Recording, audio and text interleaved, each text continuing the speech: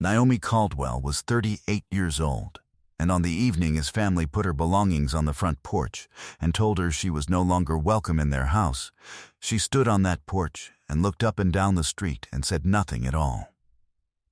She was the kind of woman people forgot to account for. She drove a 9-year-old Buick. She kept impeccably clean. She wore sensible shoes to every occasion. Her mother-in-law, Gloria Holt, called her serviceable, which was the cruelest word a woman of that generation could choose, and she said it at Sunday dinners in front of everyone without dropping her smile. Naomi's husband, Leonard Holt, laughed at the right moments and stayed quiet at the others. He was good at staying quiet at the others. His family had money, real money, the loud, announcing kind, and they had never quite decided whether Naomi was worthy of it, which was fine, because Naomi had never asked them to decide. What Leonard did not know, what Gloria did not know, what not one member of the Holt family seated around that Sunday table had ever thought to ask, was why a quiet woman with sensible shoes had a property attorney on retainer and a commercial real estate portfolio that her grandfather had seeded and she had grown, over 14 years, into something that would have rearranged every assumption in that dining room if it had ever been placed on the table. The Holt family home sat on Fairview Street in Charlotte, North Carolina. The Holt family had lived on that street for 30 years and believed they owned the block in every way that counted. They owned their house. Naomi owned the rest, every parcel, every building.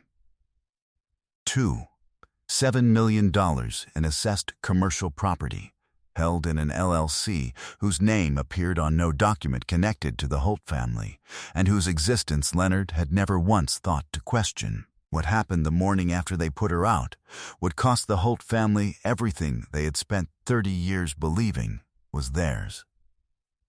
Before we jump into the story, comment where in the world you are watching from, and subscribe because tomorrow's story is one you need to hear. The morning light came in low through the windows of the rental property on Elm Street, where Naomi had moved temporarily. A clean spare 2-bedroom unit in a building she also owned, which struck her as both practical and quietly satisfying when she unlocked the door for the first time. She set her coffee on the windowsill and looked out at the small back garden below, where someone, a previous tenant she had never met, had planted a row of rosemary along the fence line, and the rosemary had not died. It had persisted. She liked that about it. She had grown up watching her grandfather work. Walter Caldwell had spent 40 years in commercial real estate in Charlotte, not the glamorous kind, not the towers and the glass facades, but the ground-level kind. Storefronts and rental units and small commercial parcels in neighborhoods that other investors overlooked because they did not yet know what those neighborhoods were becoming. He had an eye for value that had nothing to do with what something looked like today and everything to do with what it would be worth in 15 years. He was 83 now and moved slowly and still called her every Sunday after church, and when he called he asked about the portfolio first, the same way another grandfather might ask about grandchildren. He used to say, "Naomi, the best land you ever buy is the land somebody else walked past because they didn't look long enough." She had been buying land for 14 years. She had been looking long enough. Her grandfather had given her the first parcel when she was 24, a narrow commercial lot on a side street in a neighborhood that everyone said was going nowhere. She had held it for 3 years, then sold it and rolled the proceeds into 2 more. She had done this quietly and consistently, the way an architect thinks about structure, not what is visible, but what holds everything else up. Her profession was architecture. She worked for a mid-sized residential firm in Charlotte, where her colleagues knew her as thorough, and her managing partner called her personally when a project needed someone who would not skip the details that mattered. She made a good salary. She drove the old Buick. She ate lunch. She packed herself. Every dollar she did not spend on appearances she put into the portfolio, and the portfolio over 14 years had compounded the way good decisions compounded when they were made with patience and left alone. Only her grandfather and her attorney knew the full picture. She had chosen not to share it with Leonard, not out of deception, but because it had never come up in a way that felt necessary, and because some part of her that she had never fully examined had always understood that the Holt family's interest in her was tentative and conditional and connected to what they believed she could offer them. She had not wanted to complicate that understanding prematurely. She had met Leonard 7 years ago at a mutual friend's cookout in Noda on a Saturday afternoon in June. The grass dry from a long summer, the smell of something good on the grill drifting across the yard. He had been easy and warm, the kind of man who made a party feel smaller and better just by being present in it. And she had thought, this one knows how to be at ease, which was something she had always admired in other people, because it had never come naturally to her. He had found her near the garden gate and asked about the rosemary growing along the fence, and she had told him everything she knew about it, which was more than most people knew about rosemary, and he had laughed and said, I want to know all the things you know that nobody expects you to know. She had thought that was the most promising thing a man had said to her in years. She had been wrong about what kind of promise it was. The trouble had been gathering for 2 years before it announced itself. Leonard had been spending more time at his family's house on Fairview Street, more dinners, more weekend afternoons, more occasions to which Naomi was invited with a warmth that never quite reached genuine. His mother, Gloria, had opinions about how Naomi dressed, how she spoke at family gatherings, what she contributed financially to joint expenses, and she expressed them in the particular way of women who have never been challenged in their own households, as observations, delivered lightly, with a smile that dared you to take offense. Naomi did not take offense. She observed. She noticed that Leonard no longer corrected his mother's observations. She noticed a name that appeared in his phone when he left it unlocked on the kitchen counter one Thursday evening, a contact listed simply as Diane, a message preview that was 3 words long and warmer than a colleague's message would have been. She did not react. She noted it. She did not need to confirm what she already understood. She needed to understand the complete shape of it before she moved. That was the difference between her and most people in difficult situations. Most people reacted to the first piece. Naomi waited until she had the whole structure in view. The full structure revealed itself in stages. The unlocked phone was the first thread. She pulled it carefully. Over the following 3 weeks, without confrontation and without accusation, she paid attention in the way she had always paid attention, with the thorough, unhurried attention of an architect reading a floor plan, looking for what was load-bearing and what was merely decorative. She found the pattern in the calendar. Leonard traveled for work on a regular basis, and she had never had reason to question his itineraries. She had reason now. She pulled the last 14 months of his travel schedule and cross-referenced it against the industry conference listings she could verify online. 8 trips she could not place. 8 weekends in other cities with no professional record she could locate. She noted each one with the date, the stated destination, and the gap where the documentation should have been. She did not guess at the rest. She did not need to. She photographed the phone screen with the message preview on a night when Leonard had fallen asleep early and the phone was charging on the nightstand, within reach of her without requiring her to move toward him. She forwarded the photograph to her personal cloud account. She downloaded 3 months of their joint bank statements and found, on the 4th page of October, a hotel charge in a city he had told her he had not visited that month, $340 for 2 nights, billed to the shared card he used for travel. Her hands did not shake. Her face remained perfectly calm.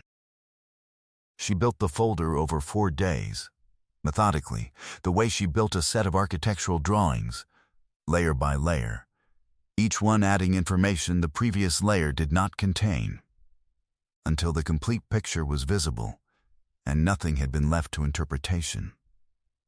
Then the Sunday dinner happened.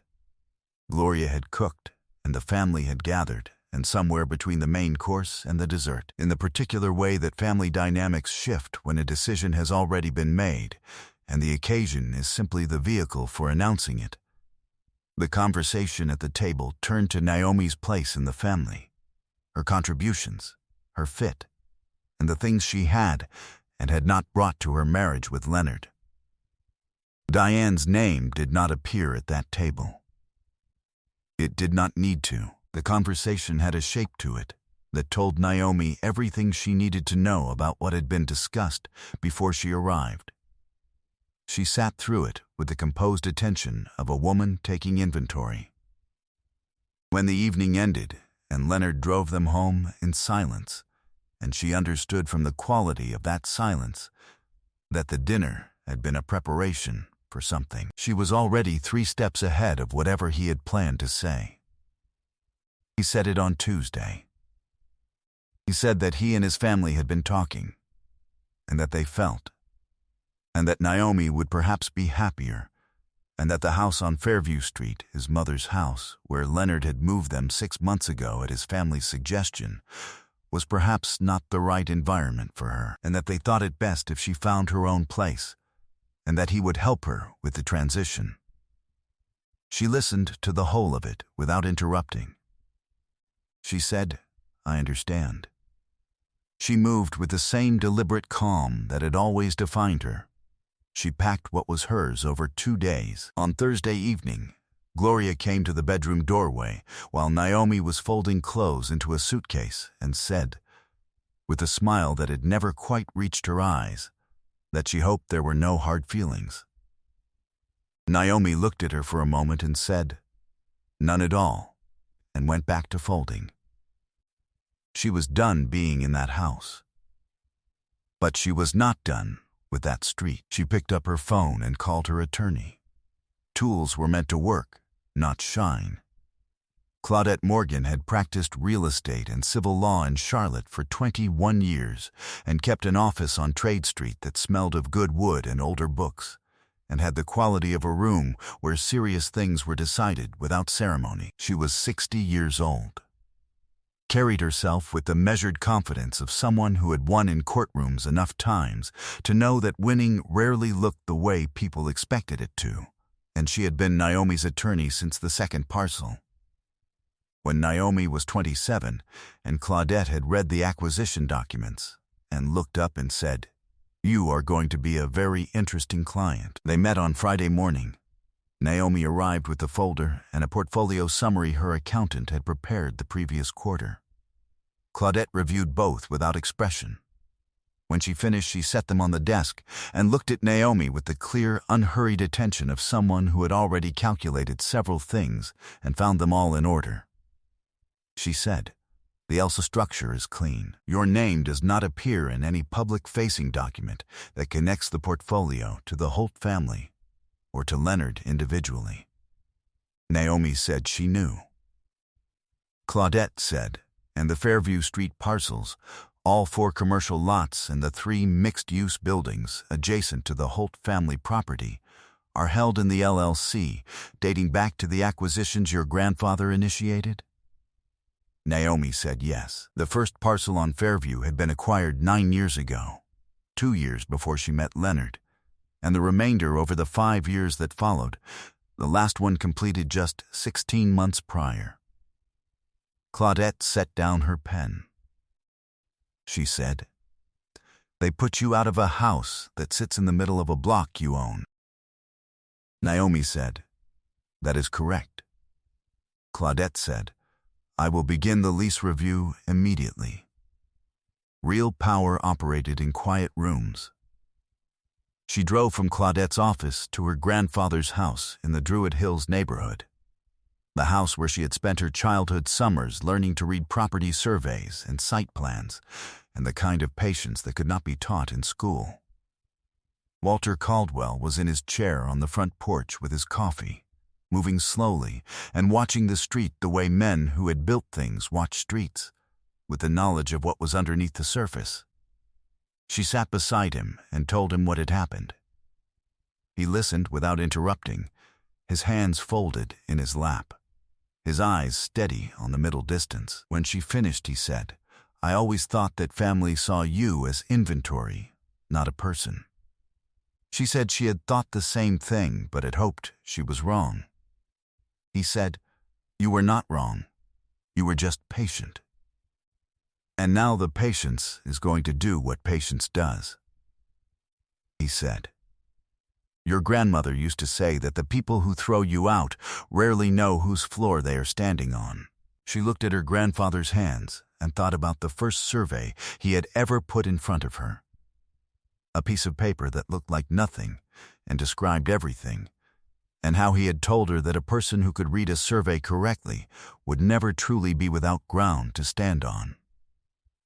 She had read a great many surveys in the years since then. Meanwhile, Claudette had found what Naomi had suspected she would find. The 4 commercial tenants on Fairview Street, a dry cleaner, a small accounting office, a hair salon, and a cafe that had been operating for 11 years, all held leases under the LLC. The leases were current. The rent was current. The buildings were maintained. The commercial lots adjacent to the Holt family property had been appraised the previous spring at a combined assessed value of $7 million, a number that had grown considerably from the acquisition's price due to the neighborhood's development trajectory over the past decade. Exactly the trajectory her grandfather had identified when he walked that street for the first time and said, "Naomi, look at what this will be in 15 years. She had looked. She had bought. She had waited. She had also discovered, through Claudette's review of the county records, that the Holt family property, the house Gloria had lived in for 30 years, the house from which they had placed Naomi's belongings on the front porch, sat on a lot whose rear boundary abutted a parcel Naomi had acquired 6 years ago and had been quietly allowing the Holts to use as overflow parking without a formal arrangement, a courtesy she had extended without thinking much of it, because it had not mattered until it did. It mattered now. Claudette sent a formal notice to the Holt property address on the following Tuesday. It was a standard letter on firm letterhead, addressed to the occupants of the property, notifying them that the adjacent parcel would be converted to a structured use within 60 days, and that informal use by neighboring properties would cease at that time. The letter was signed by Claudette and contained no name other than the LLC. 3 days later, Leonard called. He said, "Naomi, we need to talk." She said, "My attorney manages communications related to property matters. I will have her contact yours." She ended the call and set the phone down. She went back to the site plan she had been reviewing for a client project, a residential renovation in Dilworth, and worked through the afternoon with the focused attention of a woman who had decided where her energy was going and was not interested in redirecting it. The reckoning did not happen in a conference room. It happened on Fairview Street, on a Thursday morning 6 weeks after Naomi had walked out of the Holt family house for the last time. Claudette had requested a meeting. Leonard had come with his family's attorney, a man named Pettigrew, who wore expensive suits and spoke in the measured tones of someone accustomed to representing people who believed their position was self-evident. Gloria had come because Gloria went everywhere that concerned her household. Leonard came and stood beside his mother with the uncomfortable posture of a man beginning to understand that the meeting he had agreed to was not the meeting he had prepared for. They stood on the sidewalk in front of the accounting office at 412 Fairview Street, which was one of the 4 buildings Naomi's LLC owned on that block. Claudette had chosen the location deliberately. Naomi arrived last. She carried a folder. She wore her sensible shoes. Claudette spoke first. She said, "I want to be certain everyone present understands the ownership structure of this block before we discuss the matter of the adjacent parcel, because the ownership structure is relevant to every question that follows." She set a document on the hood of her car, which was parked at the curb. It was a property ownership summary, prepared by her office, listing each parcel on Fairview Street between the cross streets, its assessed value, its current use, and the name of its owner of record. The LLC name appeared 6 times. Pettigrew looked at the document. He looked at Claudette. He said, "This is the ownership entity for these properties?" Claudette said, "It is." Pettigrew said, "And who controls the LLC?" Claudette said, "My client." She looked at Naomi. Gloria looked at Naomi. Something moved across her face that was not quite recognition and not quite understanding, but was the beginning of both arriving at the same time and not being welcome. Leonard looked at the document and then at Naomi and said nothing. Naomi looked at the list of properties. She looked at the Holt family home at the end of the block, the house she had been asked to leave. She looked at the parcel behind it, the one whose use notice had already been sent. She said, quietly, "I have been a tenant in my own neighborhood for 7 years. I was courteous about it. I did not advertise what I owned because it was not relevant to what I needed for my marriage. What I needed was what any person needs. I needed to be treated like I belonged." She paused. She said, "I was told very clearly that I did not." She looked at Gloria directly.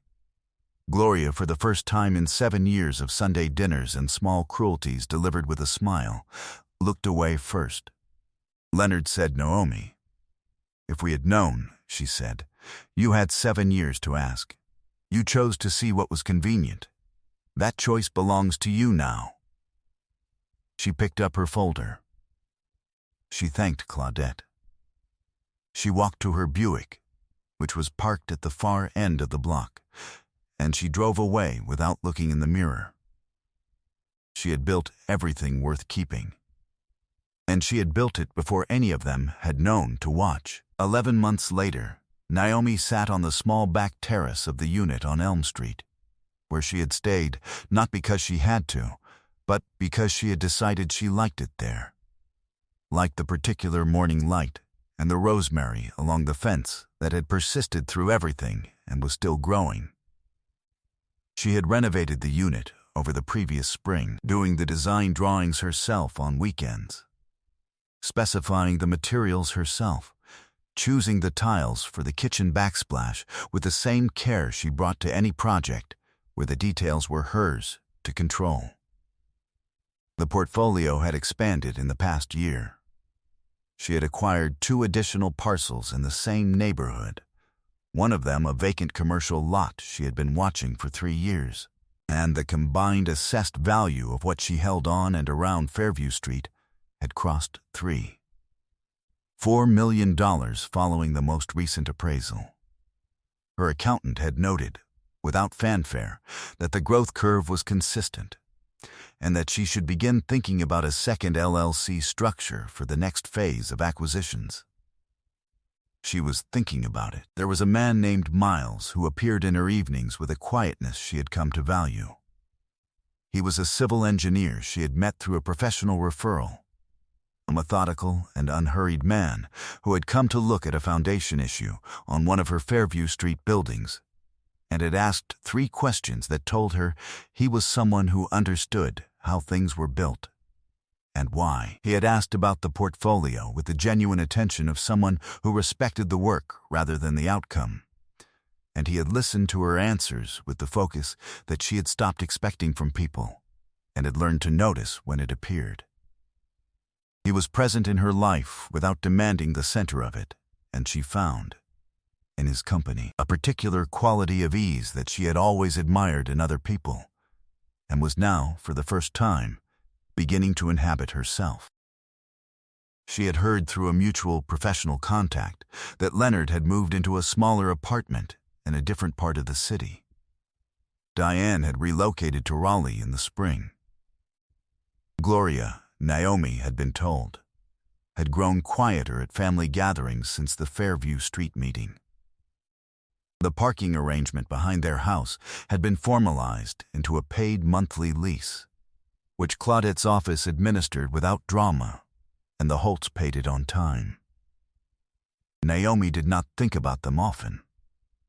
When she did, it was with the detached clarity of an architect reviewing a completed project.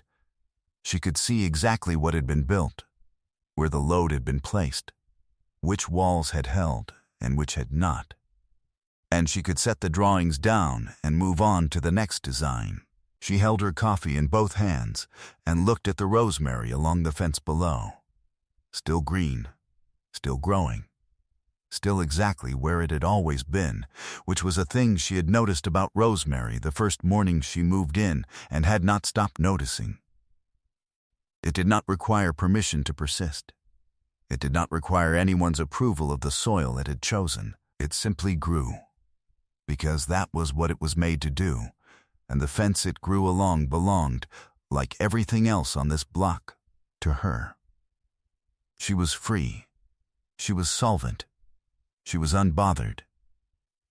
I hope you enjoyed that one. Be sure to like the video and subscribe so you don't miss the next story. I've picked out 2 more for you that I think you'll really like.